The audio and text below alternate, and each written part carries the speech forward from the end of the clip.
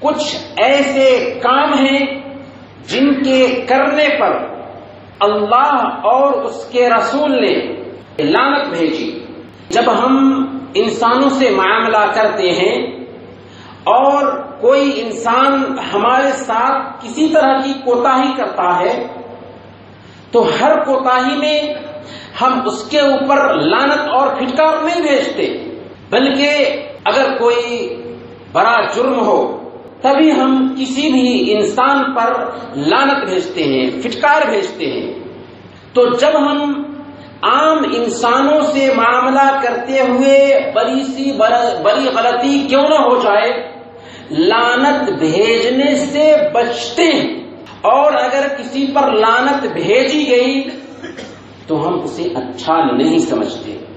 تو آپ تصور کیجئے کہ اگر اللہ اور اس کے رسول کی لعنت ہوگی کسی گناہ پر تو وہ گناہ کیسا خطرناک ہو سکتا ہے۔ آج ہم 12 ایسے کاموں کو ذکر کریں گے جن پر اللہ اور اس کے رسول کی لعنت آئی ہے، فرشتوں کی لعنت آئی ہے، اور کچھ اعمال پر سارے انسانوں کی لعنت آئی ہے۔ ان کاموں میں سب سے پہلا کام شرک اور اس کے وسائل ہیں، یعنی ایک انسان اللہ رب العالمین سے مانگنے کی بجائے کسی انسان سے مانگنے لگے، اللہ رب العالمین سے لو لگانے کی بجائے کسی انسان سے لو لگانے لگے، اللہ رب العالمین کو مشکل دور کرنے والا اور ضرورت پوری کرنے والا سمجھنے کی بجائے کسی انسان کو بھی سمجھنے لگے کہ فلاں سے بھی مشکل حل ہو سکتا ہے یا ضرورت پوری ہو سکتی ہے، یہ شرک ہے۔ اور صحیح بخاری اور مسلم کی روایت ہے، اللہ کے نبی صلی اللہ علیہ وسلم حیات طیبہ کے آخری ایام میں ہیں، آپ لعنت فرما رہے تھے، آپ کہہ رہے تھے لعن اللہ الیہود والنصارى اتخذوا قبور انبیائہم مساجد، یہودیوں پر اور عیسائیوں پر اللہ کی لعنت ہو، اللہ کی لعنت ہوئی۔ کیوں؟ کیونکہ انہوں نے اپنے نبیوں کی قبروں کو سجدہ گاہ بنا دیا۔ انبیاء کا مقام اولیاء سے اوپر ہوتا ہے۔ اللہ کے نبی صلی اللہ علیہ وسلم فرما رہے ہیں اللہ کی لعنت ہو یہودیوں پر اور عیسائیوں پر کہ انہوں نے اپنے نبیوں کی قبروں کو سجدہ گاہ بنا لیا۔ اب آپ تصور کیجئے کہ اگر نبیوں کی قبروں کو سجدہ گاہ بنانے کی وجہ سے اللہ اور اس کے رسول کی لعنت آ رہی ہے تو کیا اولیاء کرام کی قبروں کو سجدہ گاہ بنانے پر لعنت نہیں آئے گی؟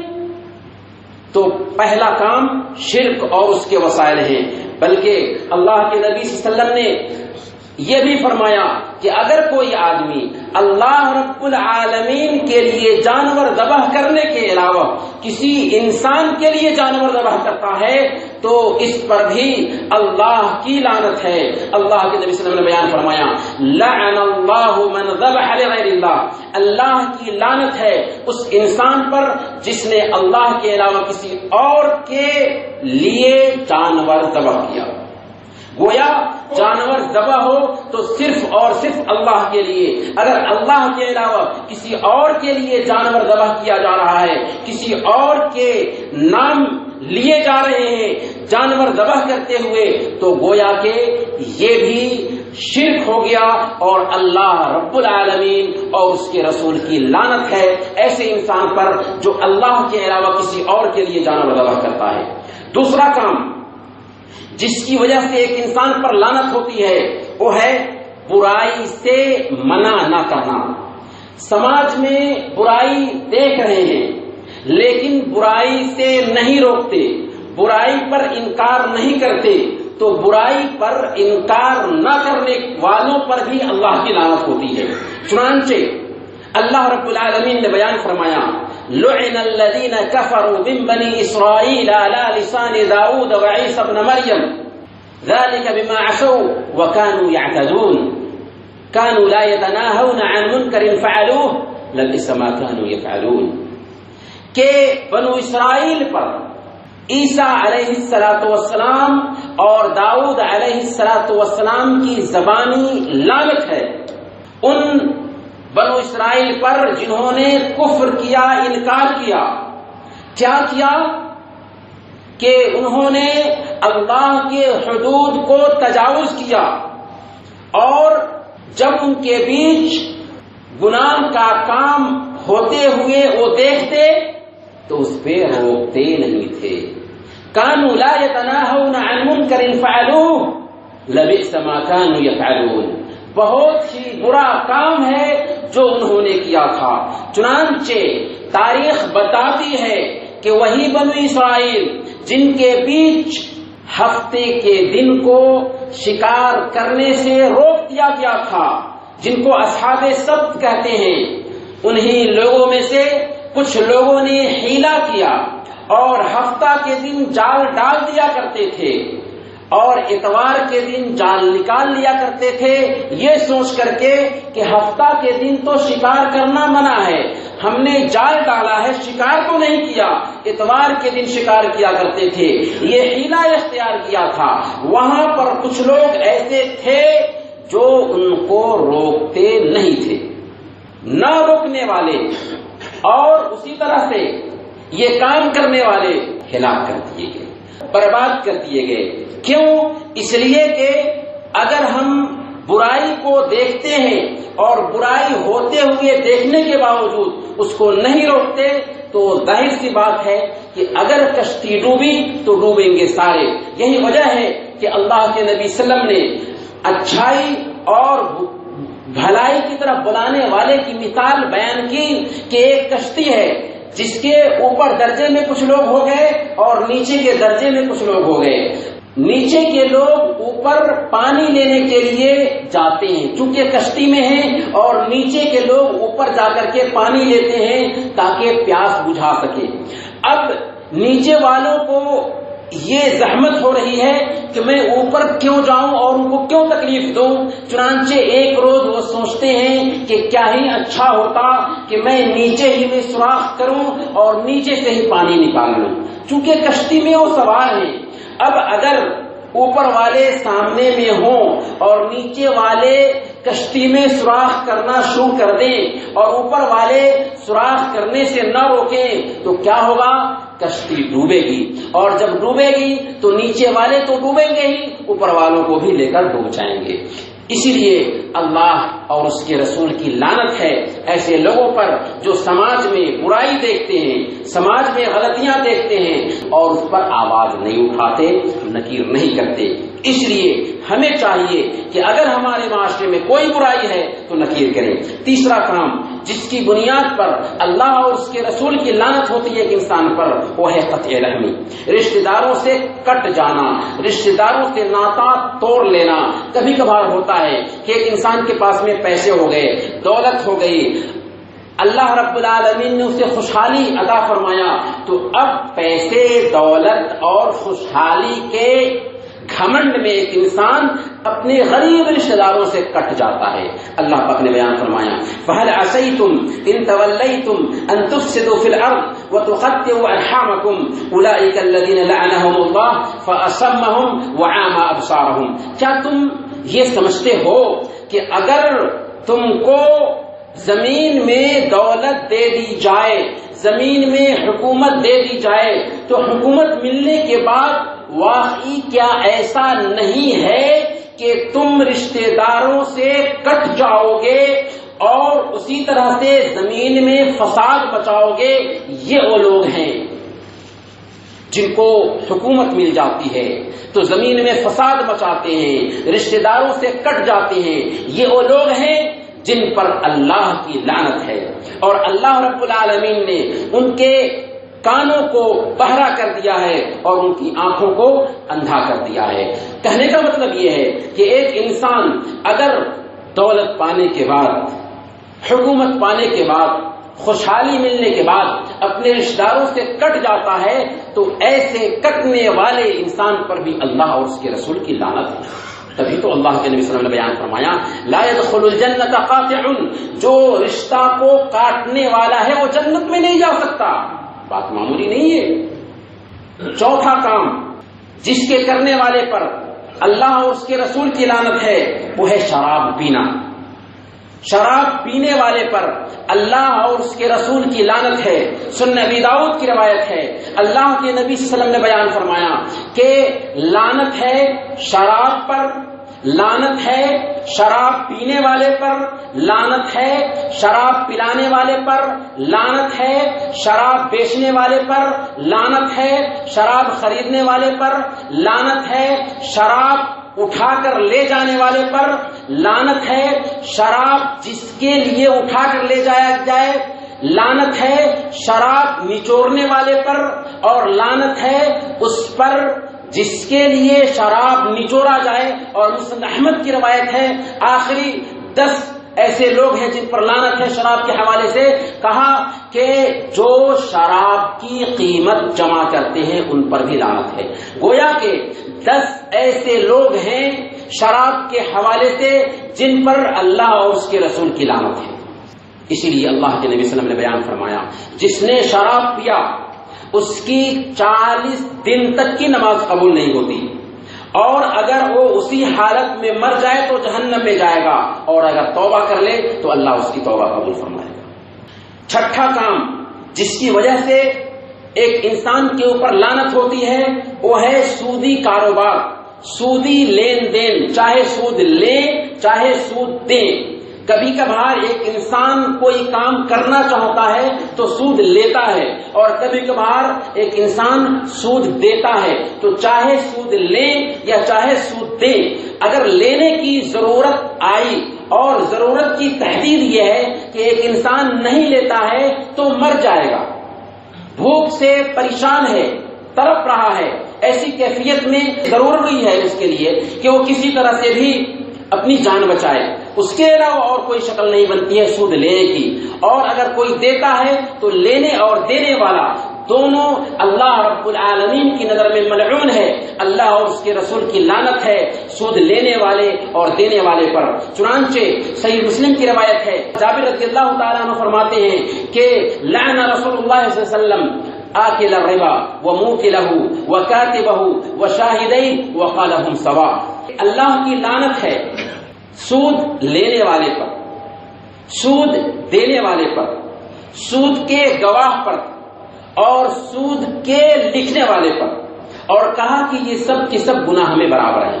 اللہ کے نبی صلی اللہ علیہ وسلم لعنت بھیج رہے ہیں سود لینے والے پر, دینے والے پر, سود کے گواہوں پر, اور سود کا رجسٹر تیار کرنے والوں پر, اور کہا کہ یہ سب کے سب گناہ میں برابر ہیں.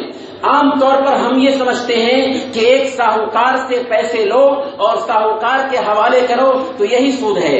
نہیں میرے بھائیو, آج دنیا جب ترقی کر رہی ہے نا تو سودی نظام بھی اسی انداز میں ترقی کر رہا ہے. آج جو سودی بینک ہیں جو پوری دنیا میں پھیلے ہوئے ہیں یہ سب کے سب ساہوکار ہیں اور سب کے سب سودی کاروبار کر رہے ہیں. وہاں پر بھی اگر ہم فکس ڈپازٹ کرتے ہیں, وہاں پر بھی اگر ہم جیون بیمہ کراتے ہیں, وہاں پر بھی ہم اپنے پیسے رکھتے ہیں اور پروفٹ لیتے ہیں تو یہ بھی سود ہے. اور اللہ کے نبی صلی اللہ علیہ وسلم کی لعنت ہے ایسے انسان پر جو سود لیتا ہے, سود دیتا ہے, سود کا گواہ بنتا ہے اور سود کا رجسٹر تیار کرتا ہے. 7واں انسان جس پر اللہ اور اس کے رسول کی لعنت ہے وہ ہے چوری کرنا. چوری کرنے والے پر بھی اللہ اور اس کے رسول کی لعنت ہے. چنانچہ صحیح بخاری اور مسلم کی روایت ہے, اللہ کے نبی صلی اللہ علیہ وسلم نے بیان فرمایا لعن اللہ السارق یسرق البید فیقطع یدہ ویسرق الحبل فیقطع یدہ. اللہ کی لعنت ہے چور پر کہ وہ ایک معمولی انڈا چوری کرتا ہے اور اس کا ہاتھ کاٹ لیا جاتا ہے, ایک رسی چوری کرتا ہے اور اس کا ہاتھ کاٹ لیا جاتا ہے. چور کا ہاتھ روبو دینار یا اس سے زیادہ میں ہی کاٹا جائے گا. اور روبو دینار کی تحدید آج کے ڈیٹ میں امریکی ڈالر کے حساب سے $48 بنتا ہے. یعنی $48 کی مالیت کا سامان اگر کوئی آدمی چوری کرتا ہے تو شریعت میں اس کا ہاتھ کاٹا جا سکتا ہے. اس سے کم مالیت کا سامان چوری کرے تو اس کا ہاتھ نہیں کاٹا جائے گا. اس سے پتہ یہ چلا کہ چونکہ ایک انسان چوری کرتا ہے، معمولی انڈا ہی کیوں نہ چوری کرے، معمولی رسی ہی کیوں نہ چوری کرے، لیکن یہ جو معمولی چوری کی تھی یہی چوری اس کی عادت بن جاتی ہے، یہاں تک کہ زیادہ قیمت کے سامان کو بھی چراتا ہے اور ایک دن اس کا ہاتھ کاٹ لیا جاتا ہے.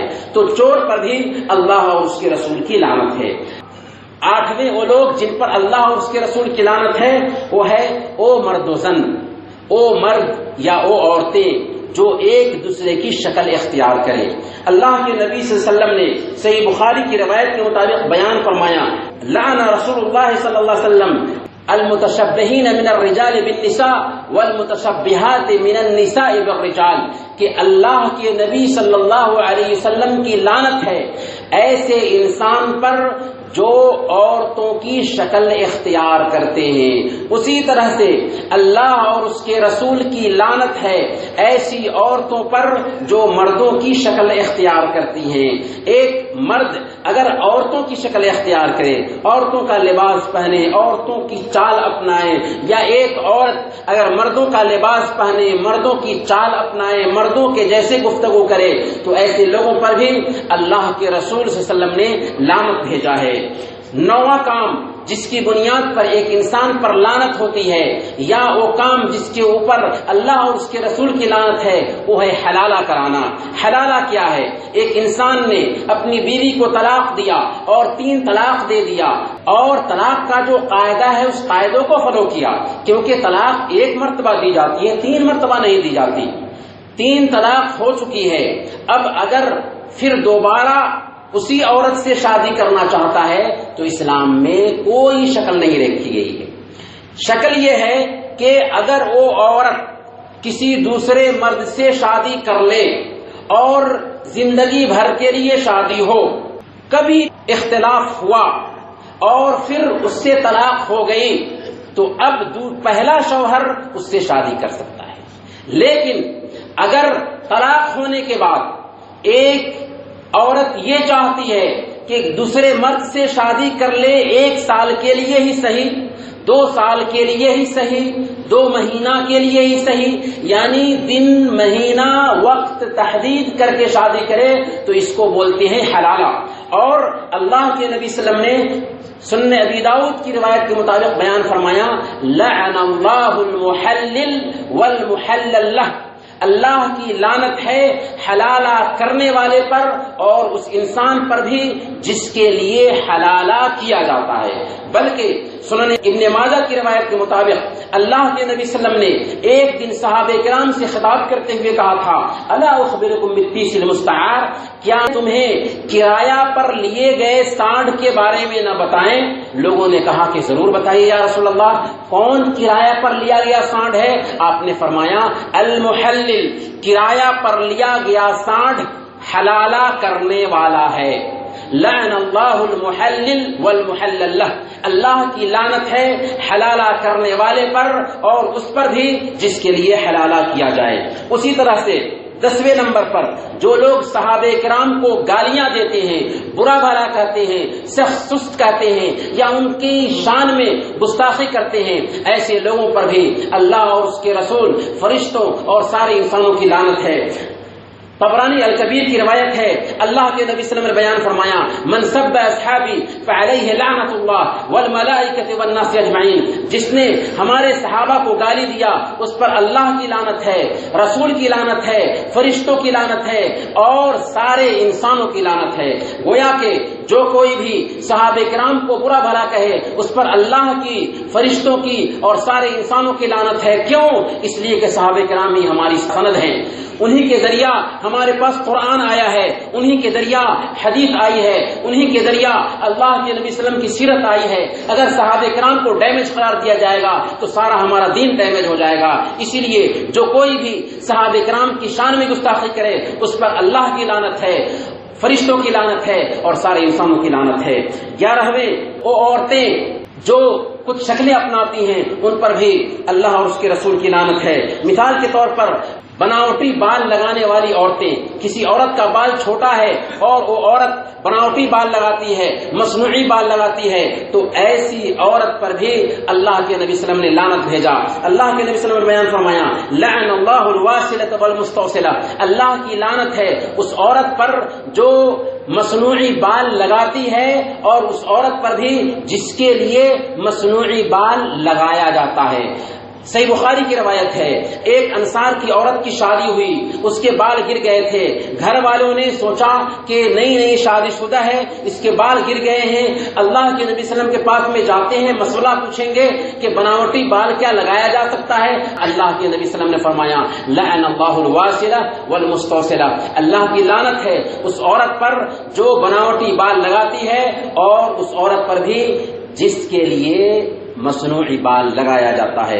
اسی طرح سے اللہ کے نبی صلی اللہ علیہ وسلم نے لعنت بھیجا اس عورت پر بھی جو گوندنا گودتی ہے اور گوندنا گودواتی ہے، الواشمۃ والمستوشمہ، کہ ایسی عورت جو گوندنا گودتی ہے اپنے ہاتھوں میں یا کسی بھی جسم کے حصے پر گوندنا گودنے والی اور اسی طرح سے گوندنا گودوانے والی، ان عورتوں پر بھی اللہ اور اس کے رسول کی لعنت ہے۔ اسی طرح سے اللہ کے نبی صلی اللہ علیہ وسلم نے اور اللہ تعالیٰ نے لعنت بھیجا ایسی عورت پر جو اپنے بھاؤں کے بال، ابرو کے بال کو اکھاڑتی ہے۔